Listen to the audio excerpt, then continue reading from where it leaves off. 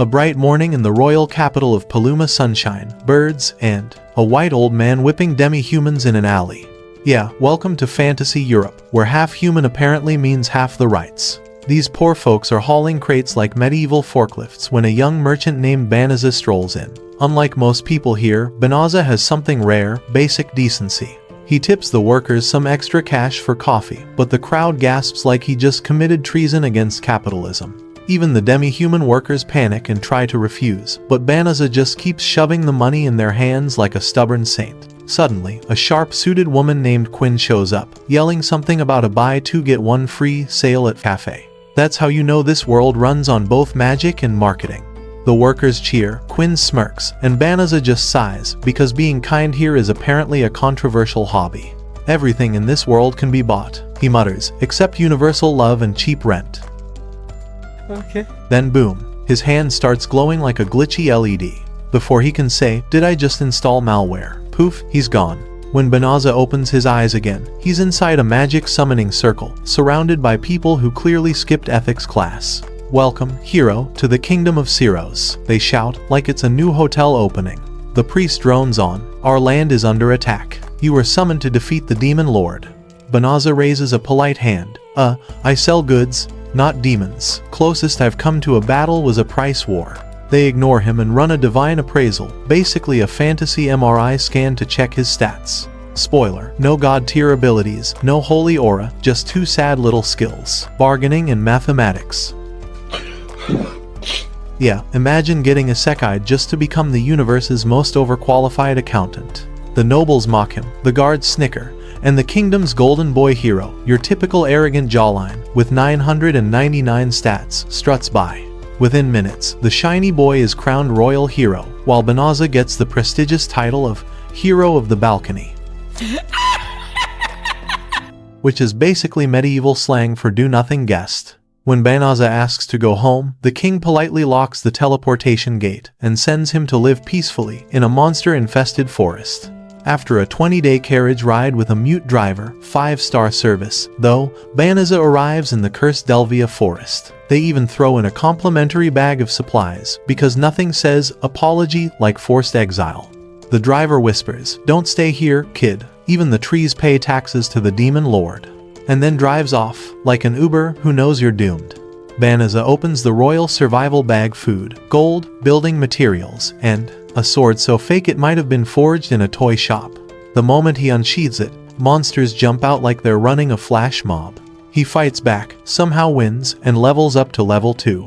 Then things go completely off script. Every single stat flips to infinity. His system, AI, starts talking like Siri on steroids, scanning, purging, cleansing curses, and casually disarming a royal hex meant to kill him.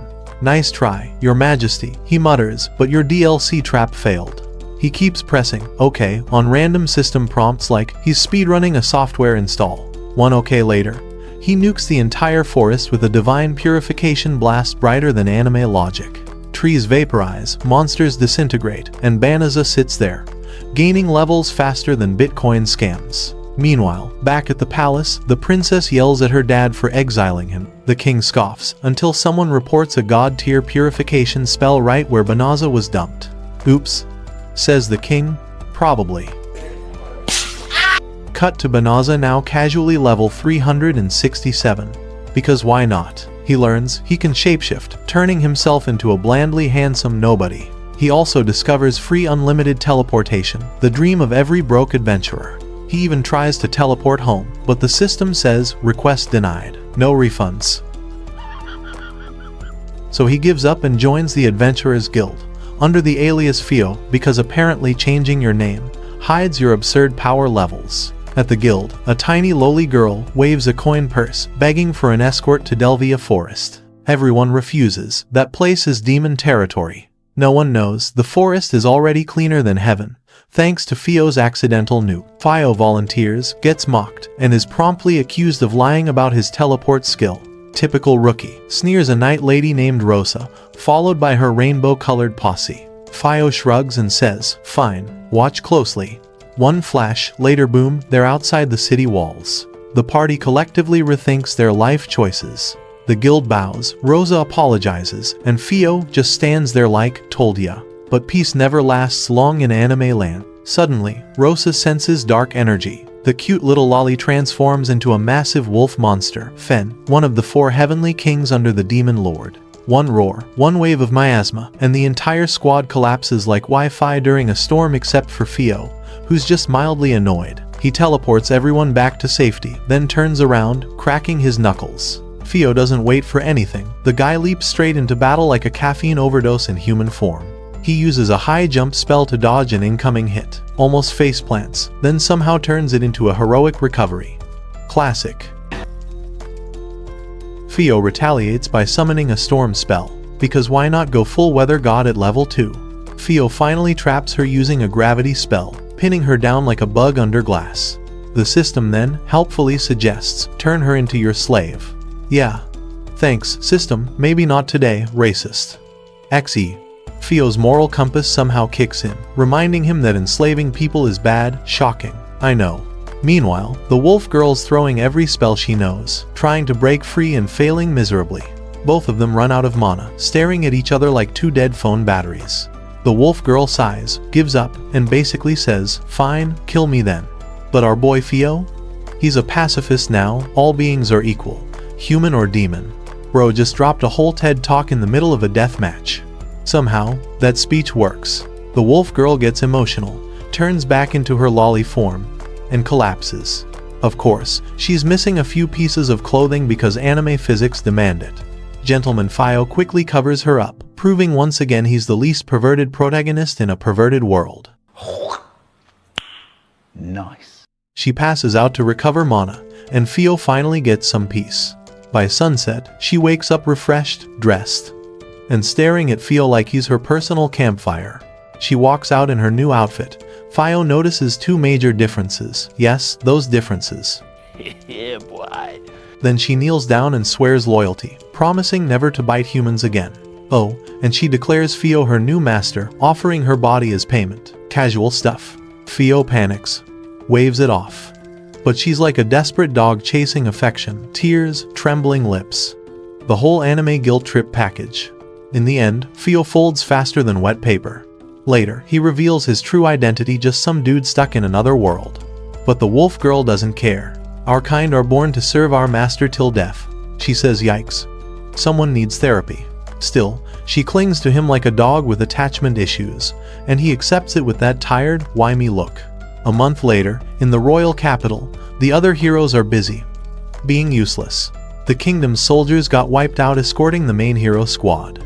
The capital's hero, the so-called chosen one, complains that the soldiers are garbage. The king asks what happened.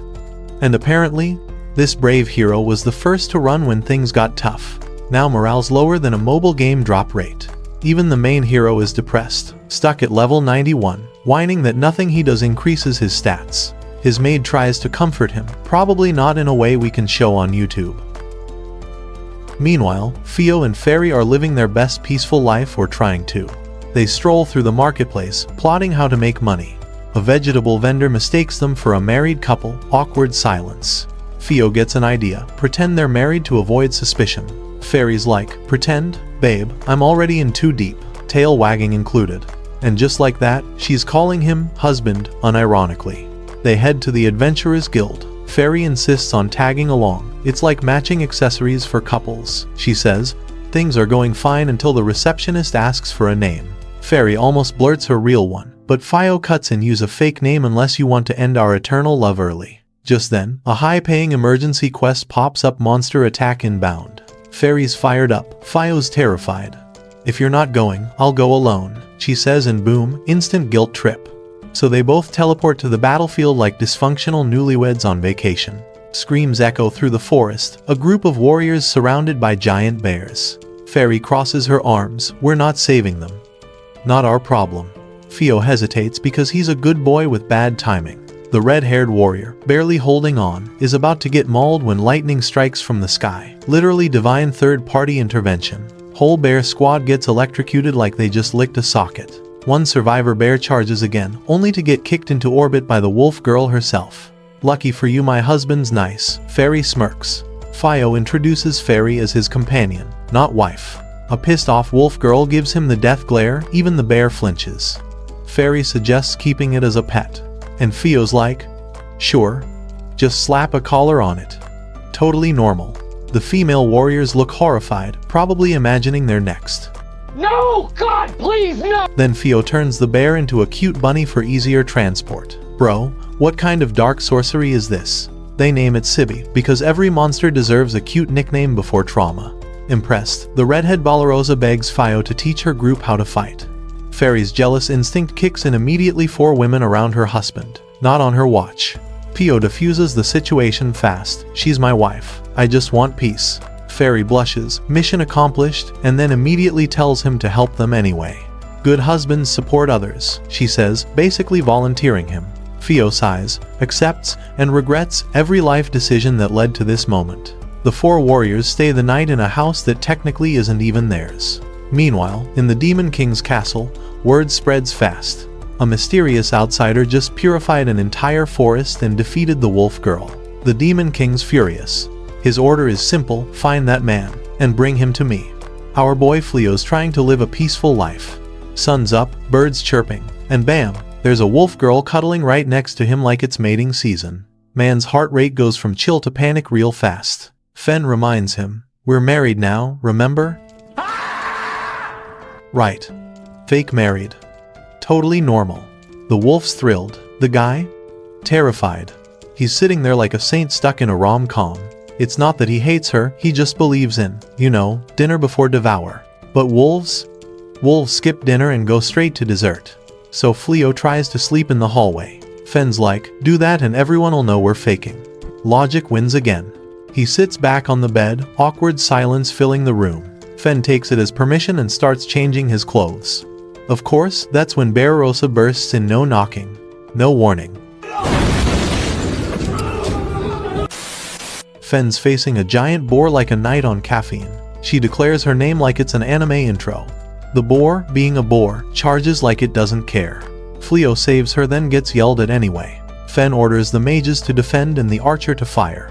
Arrows miss. Spells fail. Mana's gone. The boar's still vibing.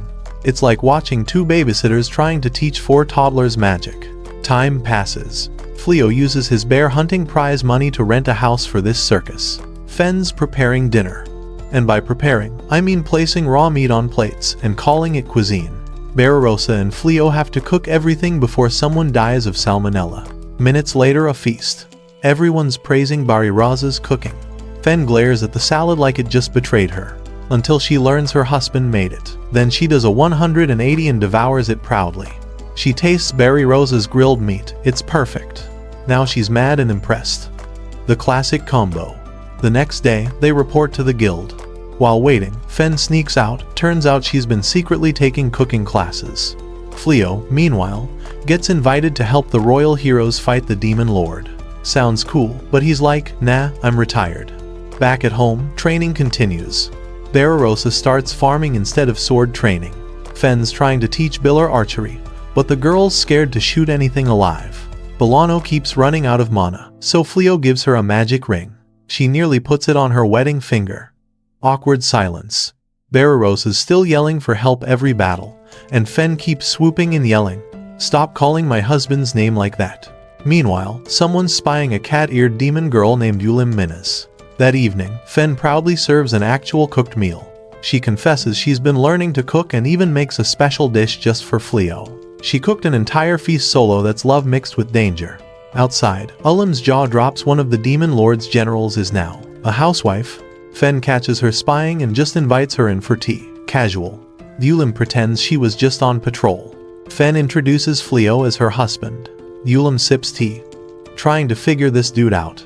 She can't read his power level. That's terrifying. Small talk time. So, Deliv Forest's been quiet lately, huh? Fleo says, yeah, I purified it. Ulim freezes.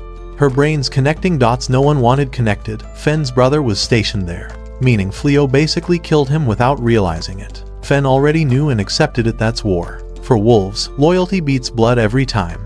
The 4 girls have been eavesdropping the entire time, obviously. Ulim decides she can't let this slide and challenges Fleo to a friendly spar. Fen instantly goes full jealous wife mode. Friendly, sure. On whose bed?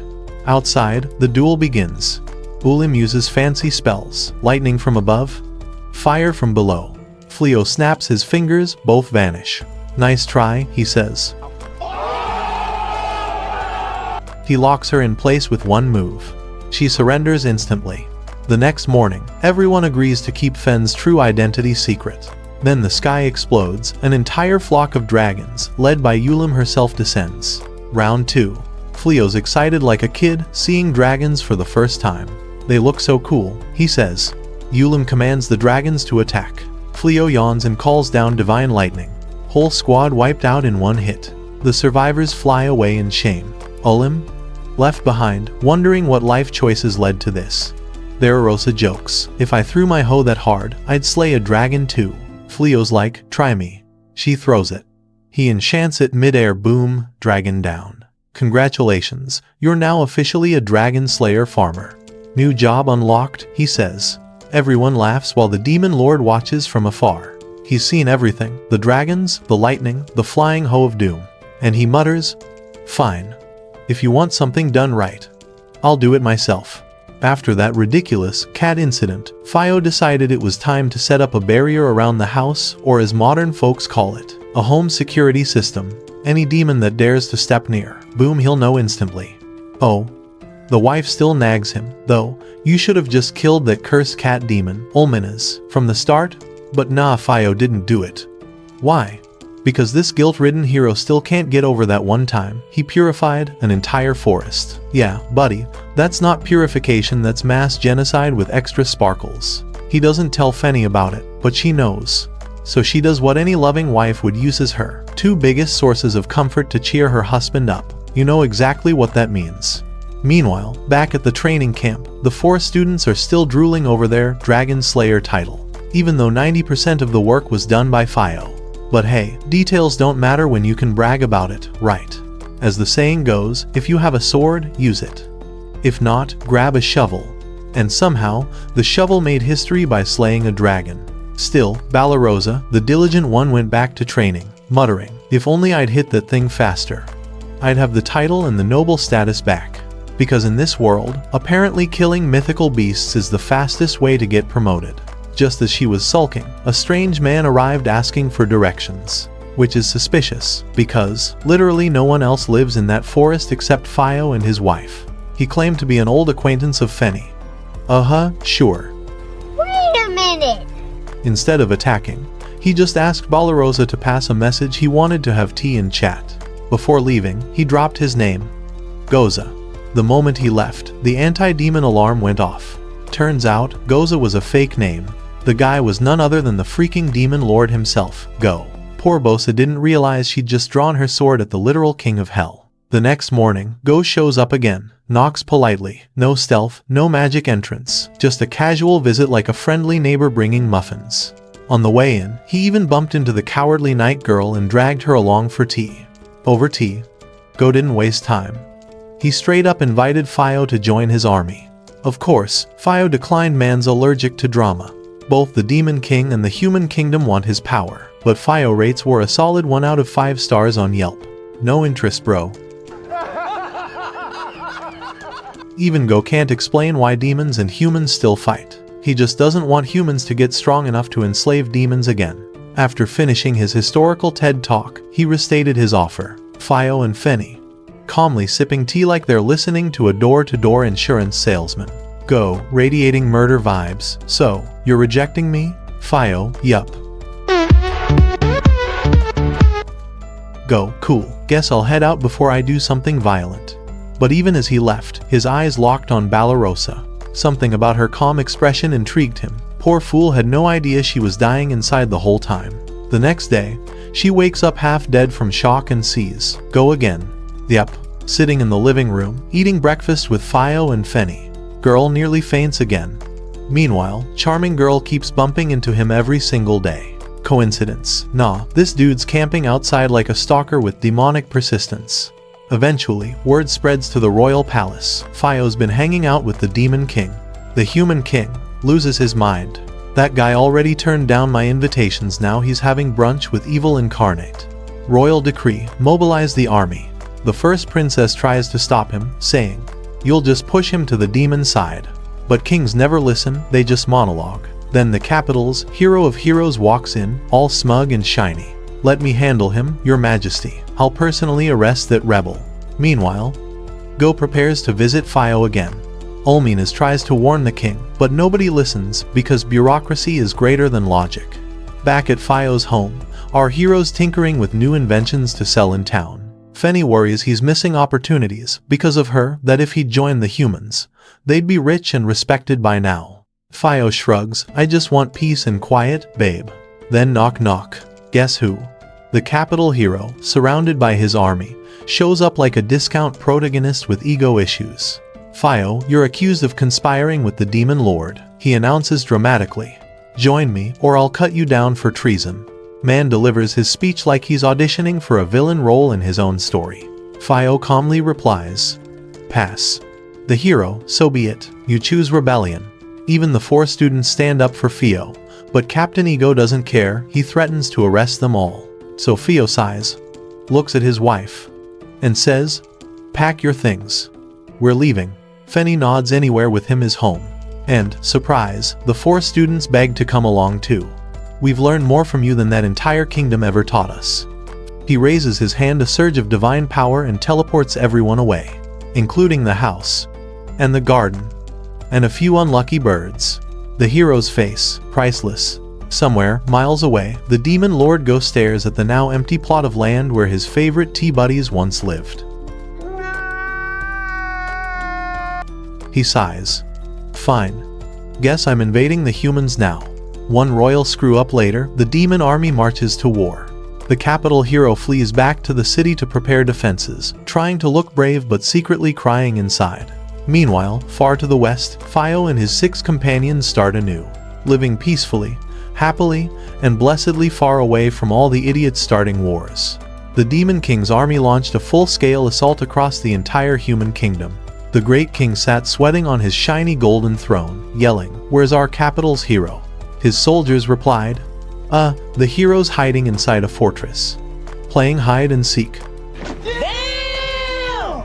Bravo, our mighty savior, the ultimate coward playing tag while humanity burns. In panic, the royal advisors suggested the one plan left: summon every mage in the realm to cast a grand purification spell. But the king hesitated, like a man who knew this spell came with a catastrophic price tag. Still, desperate times call for dumb decisions. Few moments later. A choir of wizards began chanting like an off-key church band, blasting holy light into the sky. Even the king joined in. The man went from ruler to backup singer real quick. Meanwhile, our protagonist Fio returned home to his countryside peace.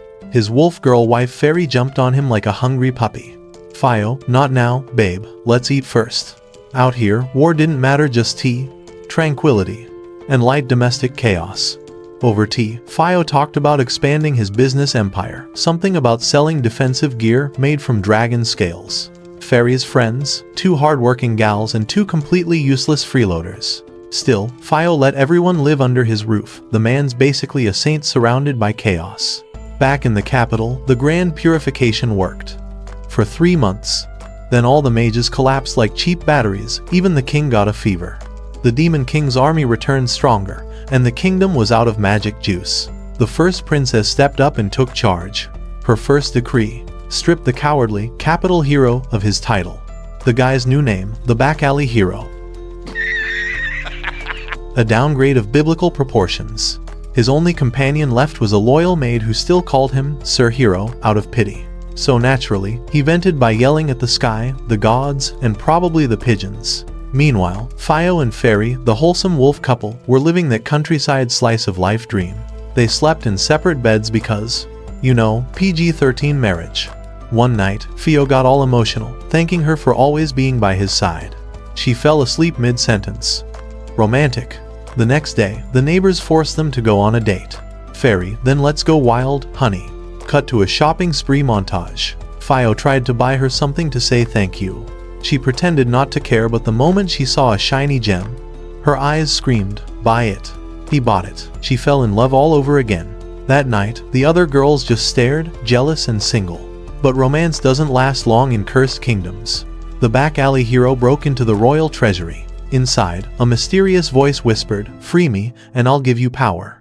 And of course, our idiot said yes. He drew a demonic sword, summoning the evil spirit, Hea, a wish-granting demoness. She offered him 3 wishes, classic red flag deal. At the same time, the princess consulted a fortune teller because when logic fails, you turn to astrology.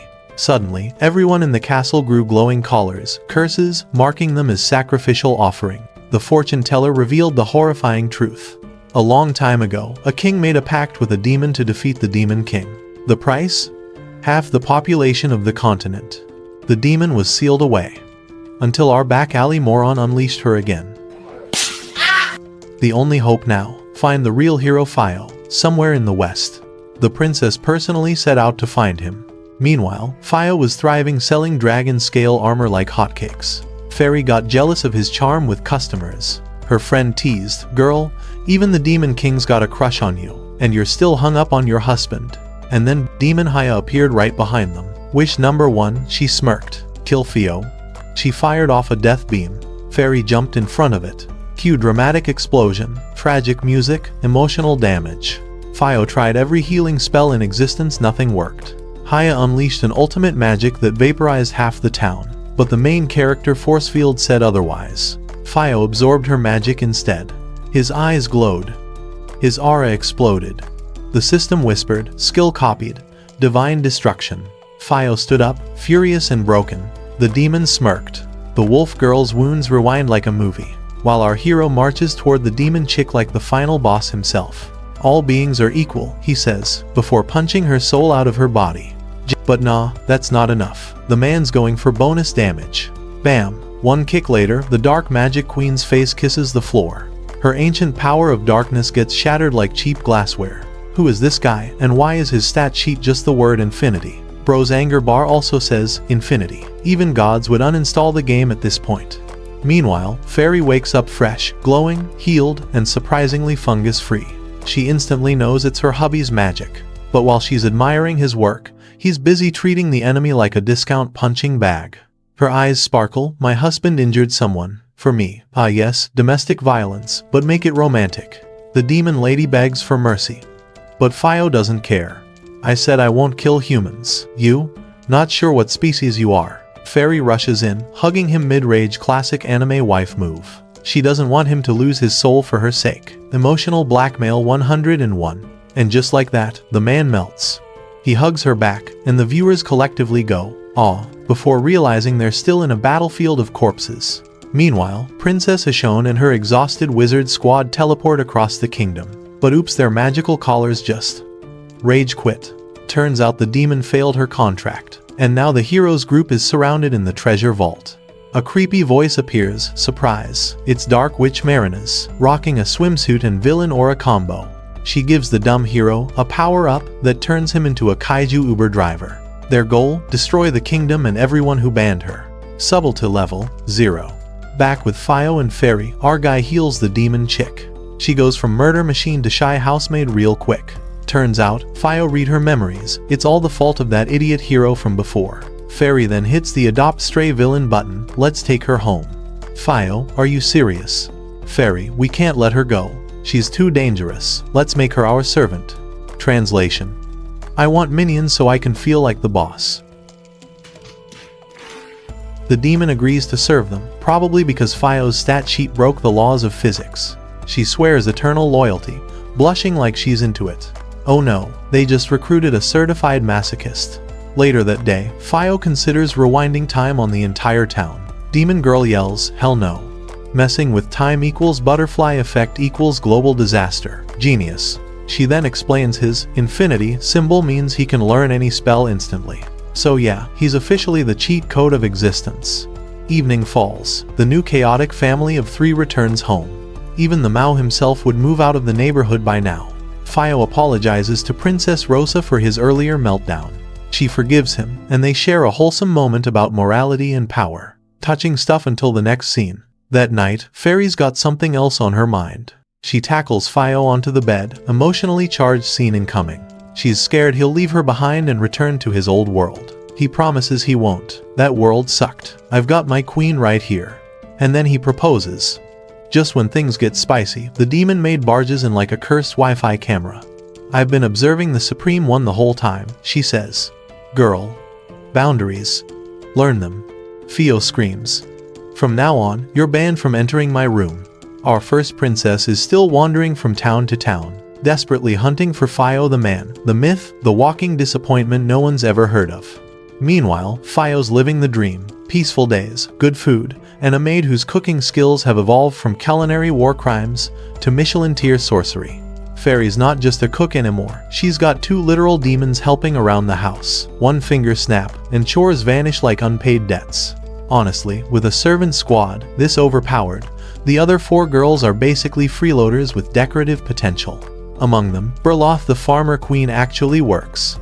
She plows fields, raises monsters, and moves earth like a walking tractor. Bearer, the horse tamer, helps with carriage rentals. At least someone's paying rent in this magic sitcom. Looking at this moment, I wish I was a horse. Yeah, boy. But then there's Bano, the slow learner of destiny. Once a royal mage prodigy, now downgraded to rebel with performance issues.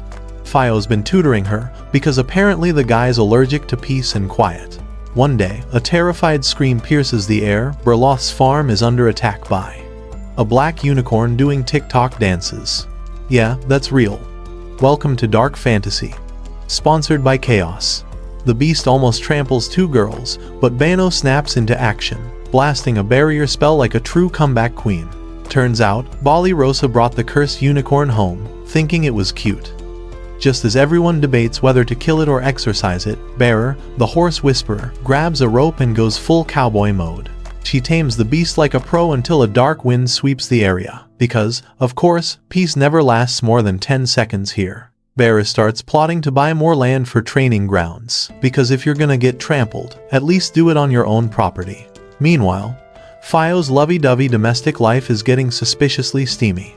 His wife, Fenny, is thrilled the others are out, because finally no audience while she flirts with her demon husband like a teenage simp. Just as she's about to test armor designs for aesthetic enhancement, dark clouds gather overhead. Oh great, boss fight incoming. The sky splits open, and descending from it, the Witch of Shadows, Dame Linus, and her muscle-bound beast servant.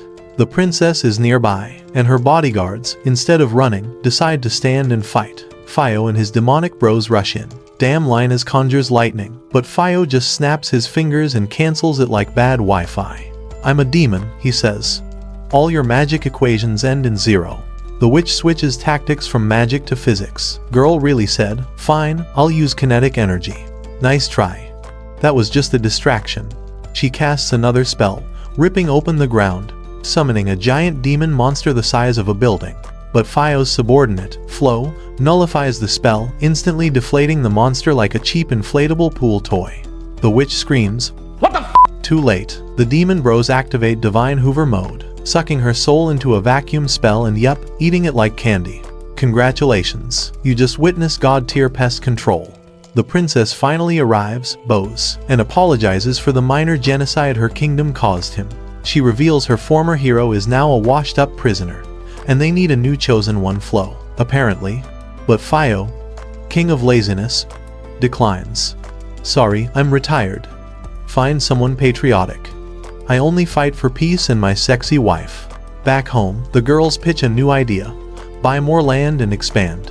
Bearer wants monster stables, Berloth wants more crops, and all of them want to prove they're independent. Fio does some math, checks property prices, and nearly faints. You girls realize this costs more than a kingdom, right? They insist, so he agrees to buy it but lets them manage everything. Congratulations, ladies, you're now employees of Demon Corp.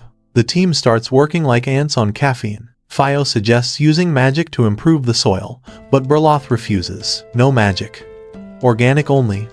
Demon Boy. Flo offers to help anyway, because apparently demons can't take no for an answer. Then, the quiet one Bano speaks up. She's going to a magic academy. As a teacher? Yeah, the dropout's now faculty. Anime logic at its finest. She wants to study how magic can make daily life easier, not just for killing stuff. For once, she's making sense. Evening falls. Everyone's busy except Bali Rosa, who sulks like a background NPC. Meanwhile, Fio and Fenny share a quiet moment. He finally gifts her a wedding ring after who knows how long. Romantic? Absolutely. Bali Rosa. our overdramatic princess wannabe, appears in a fancy gown so shiny it could blind a god. Before she can enjoy her moment, cat ear girl hash for 7 pops in to congratulate her, followed by the big man himself, the Demon King, emerging from literal darkness like he just stepped out of a hot topic. "You're beautiful," he says. "From now on, we're husband and wife." Cue the demonic wedding crowd screaming, chanting, and throwing infernal rice. Long live the queen. May she bear many chaos babies. The Demon King declares he'll purify the world in her honor, while she screams, "Stop. Don't stop." Yeah, boy. Yeah, dream sequence.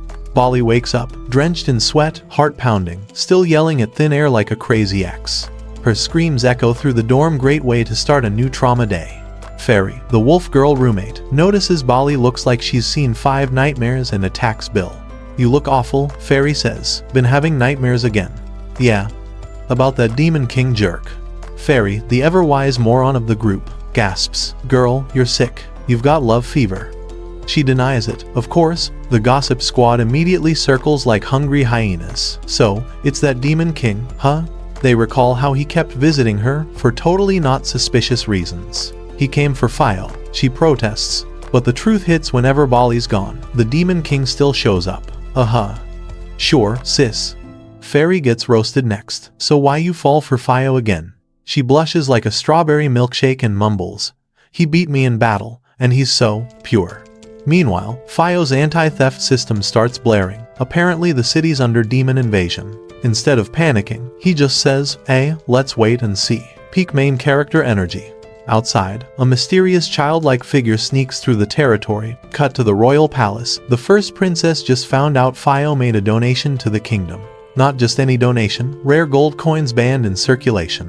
Her brain does a 404 error. Wait, where'd he get those?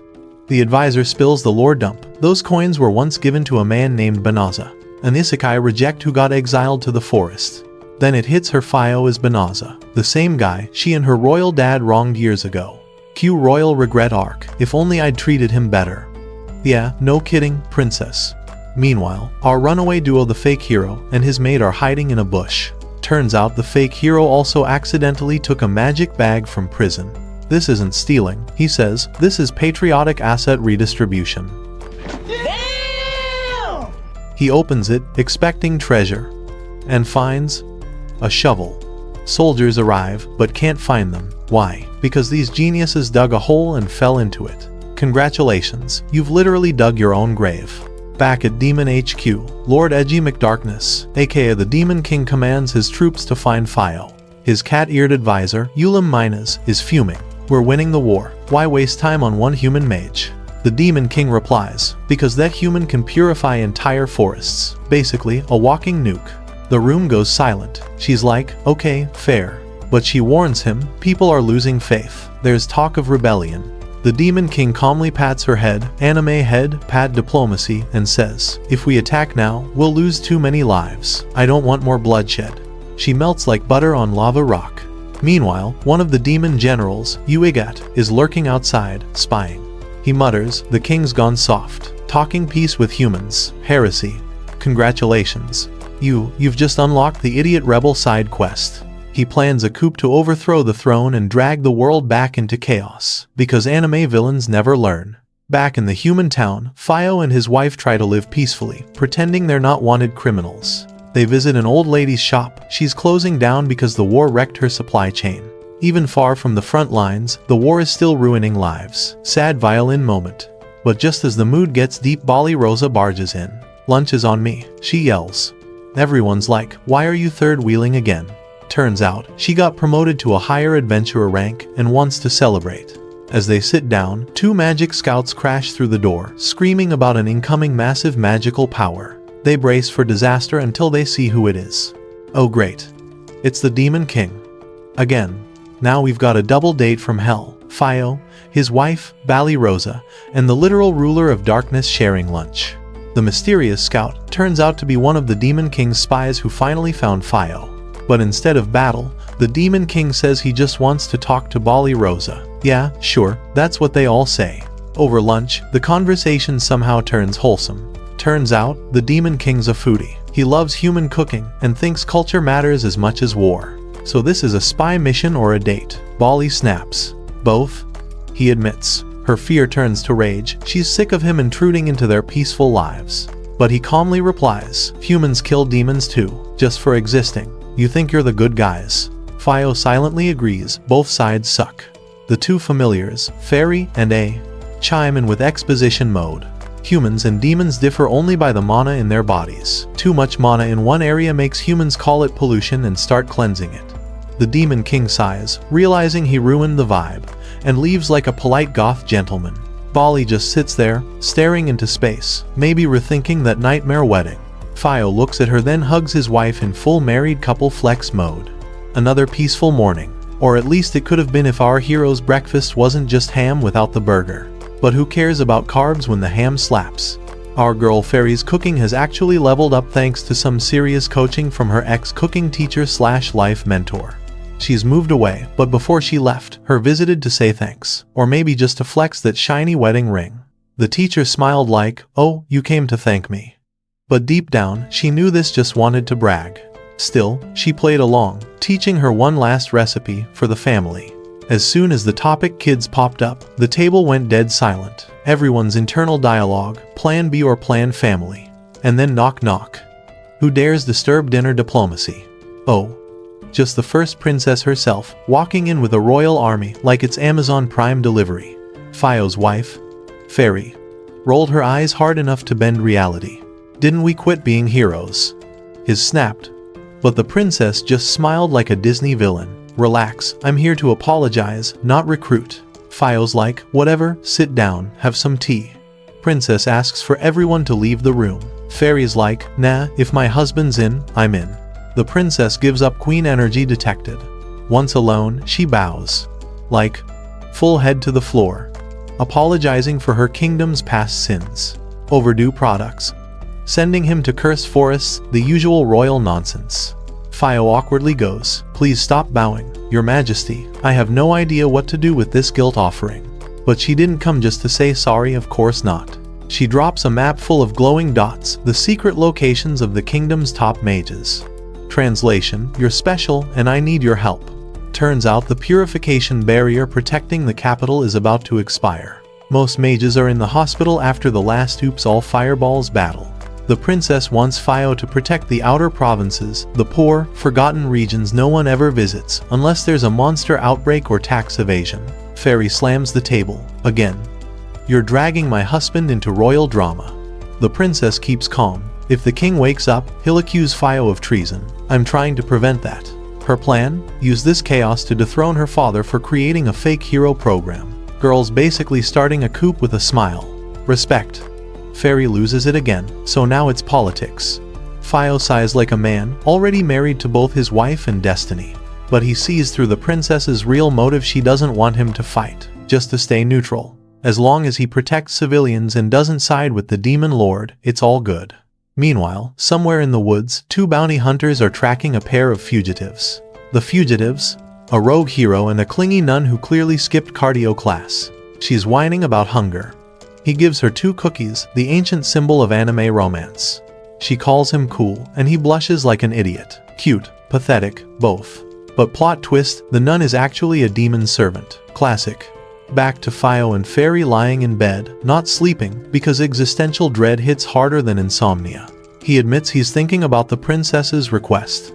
If we do nothing, more people will die, he says. He dreams of a world where humans and demons can live together, so their future kid won't grow up as a war statistic. Fairy smiles and says, wherever you go, I'll follow. The power of anime marriage. Days later, chaos breaks loose in the provinces. A little girl nearly gets snatched by demons, but Fio and Fairy show up like divine Uber Eats delivery. They don't kill the demons, just block them because killing equals taking sides. Fairy complains, you're too nice.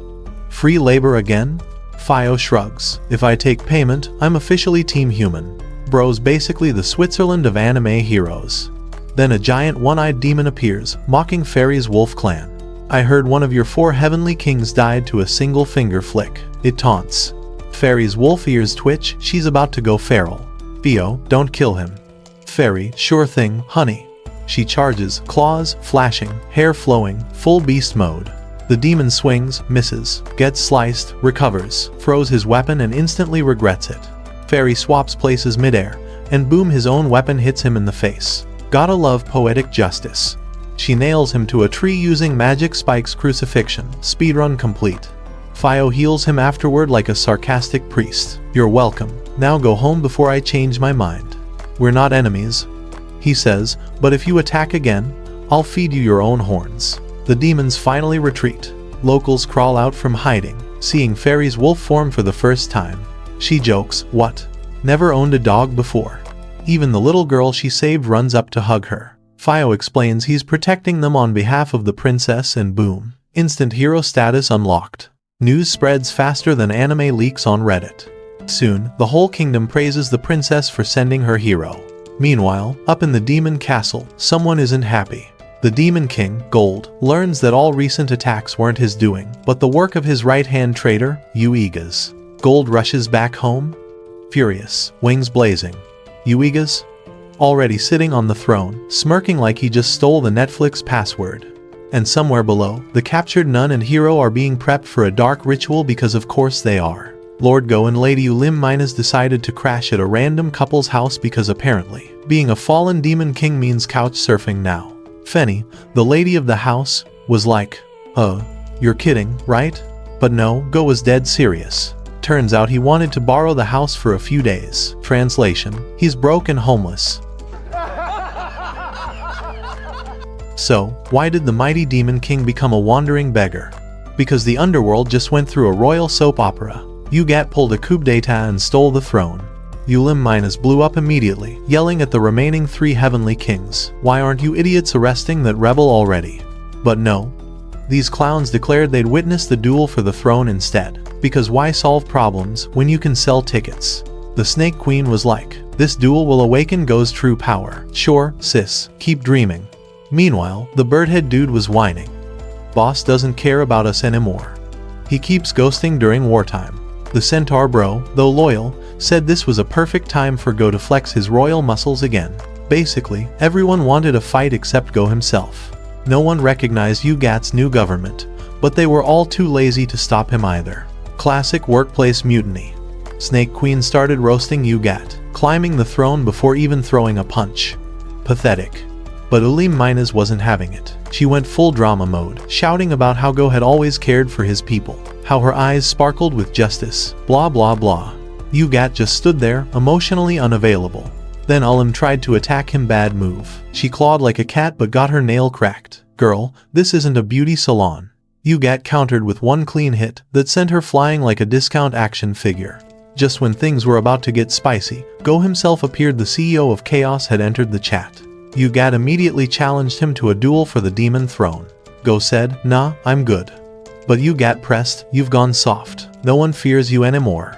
Go sighed. Bro, I literally retired to enjoy life. Why are you people like this? Go blinked twice. Wait, Ugat, did you invade the human world without my signature? Yeah, Ugat said proudly. Everyone else stayed silent, meaning they agreed. Go finally lost his cool. The whole room filled with demonic pressure thick enough to crush a dragon. Everyone thought a titanic battle was about to begin. But instead, Go just tossed his demon lord ring away like a dog bone. You want the throne? Fine. Take it. Democracy, baby. That's right, folks, even hell has elections now. Ugat lunged at him, furious.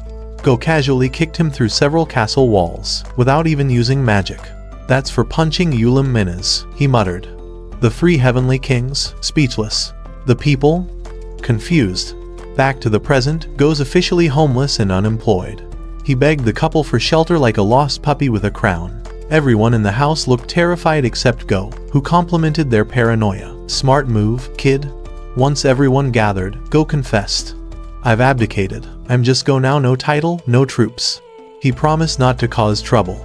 The cat next to him didn't promise anything, hissed like a demon alarm clock.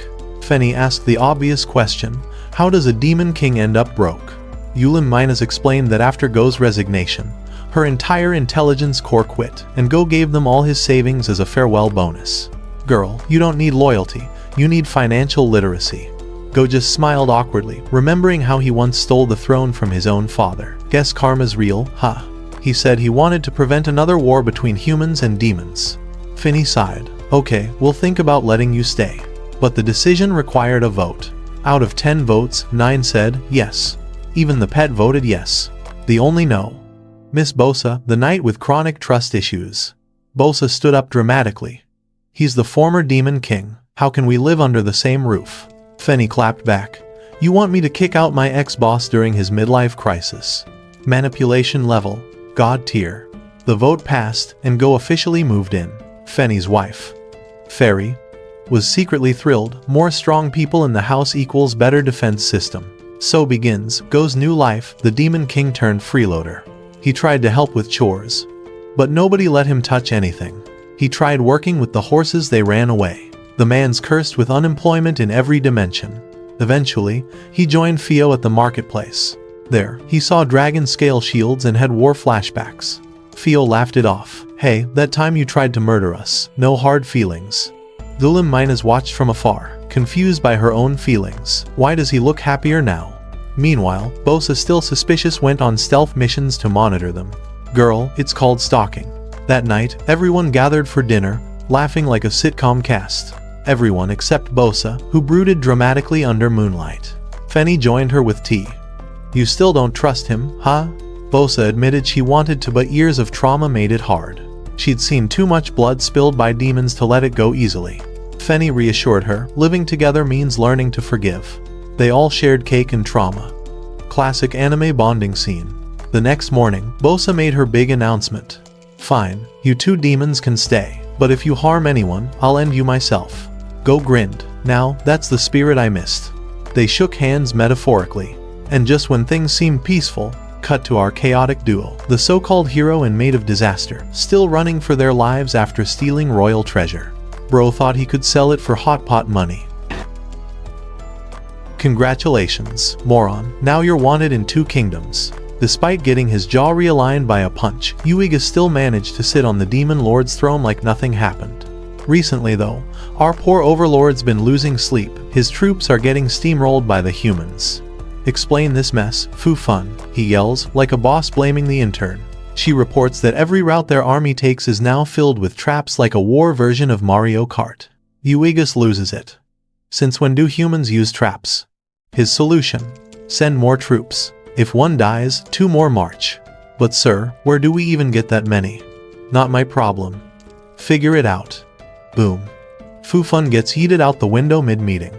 Meanwhile, the 3 demon generals are roasting their boss behind his back. What kind of idiot leads troops straight into enemy fire? One sneers. Even a chicken would have a better battle plan. Remember old demon lord Go. Always had plan A, plan B, and backup troops. This one only has plan BDB for brain dead. The demon army is about to collapse faster than Yuigas's patience. But suddenly, Fu Fun bursts in like a discount savior. Don't panic, I have a plan. Will do. A team building retreat. Fen and Fio.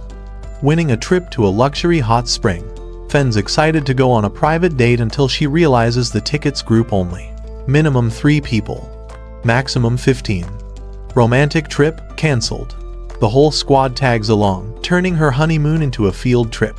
Everyone's smiling except poor Fen, silently cursing the tourism gods. Down below, the girls gossip about the spring's magical properties: healing, vitality, and fertility. Fen's ears perk up. Wait, fertility? She starts daydreaming about a happy little family and vows to make this trip count. The crew gets dressed in matching robes, corporate team building energy at its finest. Fen sneaks up to a staff member. Hey sis, which spring helps with, baby making? The woman points helpfully. That one. Good luck. Meanwhile, 4 freeloaders wander off to a private room. One bumps into a scary-looking man, drops her stuff, and looks up. Oh crap. It's Yuigas himself, vacationing incognito with Fu Fun. Why'd you let that woman go? She bumped into me. You snaps. Sir, please, we're here to relax. Team building. No massacres today. Elsewhere, the demon generals are disguised as tourists, marveling at human luxuries. Fu Fun reminds them to wear special collars that suppress demon energy, no outing their species mid-sauna. Meanwhile, Fen spots the trio sneaking around. The hell are those demons doing here? Ignore them, she mutters, trying to enjoy her fertility spa time. Her friend Go, now retired from being Demon Lord, just wants peace. Fen warns him, don't ruin this, I'm ovulating. Soon everyone's assigned rooms. The freeloaders share a massive suite. The couple gets their private space, and Go gets one too, though that instantly causes drama. His ex-subordinate and his almost fiancée both start passive-aggressively fighting over him. Rosa's unsure what to do, and Fen keeps dragging her husband toward the fertility spring. Elsewhere, Aya, the curious witch girl, chats with the spirit sealed inside her body. Turns out she's been locked out of night study sessions by the couple and wants to know what happens after dark. The spirit scolds her. Those are private lessons between lovers. Meanwhile, Fen and Fio finally reach the fertility spring, only to discover men and women are separated by a wall. Biller, on the other hand, sneaks into a treasure house full of adult relics. Aya bumps into her there, both pretending it's for research purposes. Sure it is. Cut to a bar. The other two girls are already drunk, gossiping about Go flirting across the table. Girl, if you like him, shoot your shot. If you won't, I will, her friend says, chugging sake. They drag Go over to drink. Man barely resists, then compliments Rosa. You look stunning tonight. Mina glares daggers. Love triangle confirmed. Meanwhile, the demons are devouring human food like wild beasts. Disgusting. Give me another plate. Bored. Yuigaz demands entertainment. Fufun volunteers with a seductive dance but ends up eating a punch instead. Somewhere nearby, two old adventurers stumble upon a crystal artifact. The crystal activates, absorbing demonic energy everywhere, turning the resort into chaos. The demon generals punch through walls, literally exposing themselves. Everyone runs out to see the glowing crystal. Then boom, it takes over the adventurer's body. Rosa and Mina chat on the side. Mina sighs, what a waste. A man like Go should have stayed Demon Lord. Rosa smirks. So you love him, huh? Wano, Mina stammers, blushing furiously. Meanwhile, all hell breaks loose literally. A massive monster forms inside the resort, rampaging through screaming tourists. The landlady slaps talismans everywhere, trying to seal it. She's almost crushed. But a man saves her, of course. It's our boy Fio. He orders Fen to check on the others, and she speeds off. Go recognizes the monster, pure condensed demon energy. Which means, Mina finishes. There are more demons here. Yup. Including our new demon lord Yuigas himself. The girls rush to help civilians, but Mina warns, you're too weak for this. Go agrees. Let Fio handle it. Rosa slaps back. Oh shut up, freeloaders can't just sit around while others fight. Go smirks. Maybe idiots are what the world needs. He follows them anyway, dragging Mina along. The demons spot Go and cheer. The legend returns. Yuiga steps forward, glaring at his old rival. At last, the rematch begins. The moment Bosa and her freeloading squad see the mess, they scatter faster than roaches under sunlight and rush to report to Fio. Meanwhile, the two former demon lords are already duking it out on the rooftop, like some kind of celestial WWE match. Yugat kicks things off with a flashy entrance, literally explosive energy, lots of screaming, zero results. Go just stands there, brushing off every attack like he's swatting mosquitoes. Frustrated, Yugat summons a giant demonic beast because why throw hands when you can throw an entire monster? The beast spits out magic blasts like a dragon on steroids, but Go just snaps his fingers and poof, every attack evaporates like anime logic. Down below, Bosa rushes to Fio, panicking that Go might have secretly teamed up with the Great Demon Path, you know, classic betrayal paranoia. But Fio, ever the naive optimist, insists Go's a man of integrity. Fenny, clearly done with this nonsense, storms forward. You ruined my vacation, you walking headache. She teleports up and unleashes her secret move, a good old-fashioned punch to the face. Nothing magical, just raw physics and pent-up rage. The hit's so hard it shatters the crystal and accidentally sends her poor maid Sura flying off the cliff. Don't worry, Go saves Sura with a quick rescue spell, still keeping his no humans harmed promise. With the mess mostly contained, Ulam Minas steps in to handle cleanup duty and interrogate the remaining demons. Meanwhile, Yugat, the self-proclaimed one-punch wannabe, decides he's not backing down. Retreat. Bro, I just started monologuing. He screams, muscles flaring like a gym bro on pre-workout. Feeny, meanwhile, is still trying to slap a fly that ruined her dinner, muttering curses under her breath. Poor Sura stands nearby crying, wondering how her life devolved into this circus. Fio restores the destroyed buildings with a flick of his hand, earning cheers from the crowd. Peace returns, and everyone helps rebuild the resort. Then, naturally, everyone hits the hot springs again because anime logic demands a bath scene after every crisis. Finny zones out, daydreaming about having a child with Mina's girl priorities. Bali Rosa and the cat girl end up in the same bath, instant tension. They're basically sizing each other up like rival idols, chest stats vs. hip defense power. Fio and Go even share a moment of male bonding, both naked in the hot springs because that's apparently how friendships work here. Go admits he respects Fio, a man who stares raw magic in the face and still keeps a straight expression. They talk about peace between humans and demons like two diplomats in towels. Later, Fenny gets gifted a giant eel-filled pastry. Don't ask, she loves it. Bali Rosa thanks Go for saving everyone without harming a single soul.